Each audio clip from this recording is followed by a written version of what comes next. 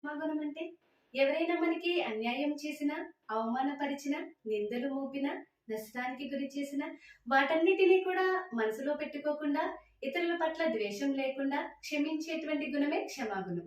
క్షమాగుణము ప్రతీకారానికంటే కూడా చాలా గొప్పది. కొన్నిసార్లు కఠిన శిక్ష కూడా మనిషి యొక్క హృదయాలను మార్చలేకపోవచ్చు. కానీ క్షమాగుణము మనిషి యొక్క హృదయాలను మారుస్తుంది. అందుకే పోతన్న గారు కూడా ఏమన్నారనంటే, "క్షమ కలిగిన సిరి కలుగును, క్షమ కలిగిన వాని కలుగు సౌఖ్యంబు ఎల్ల, క్షమ కలిగిన ద్రోణ కలుగు క్షమమెచ్చి సోరి సదయుడు తండ్రి."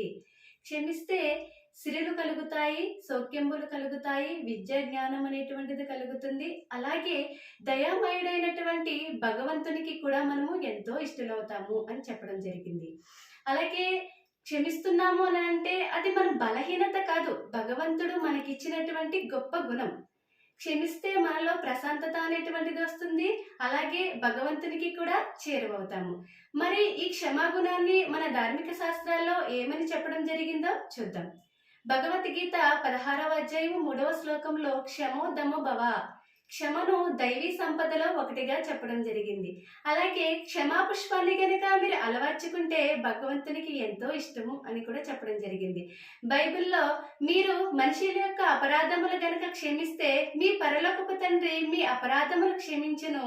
మీరు మనుషుల యొక్క అపరాధములు గనక క్షమించకపోతే మీ పరలోకపు తండ్రి మీ అపరాధములు క్షమింపడు.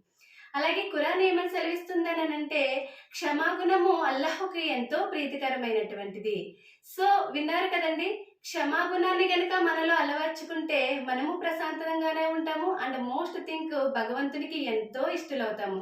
మరి అలాంటి క్షమాగుణాన్ని మనందరం కూడా అలవర్చుకోవడానికి ప్రయత్నం చేయాలి. తదాస్తు.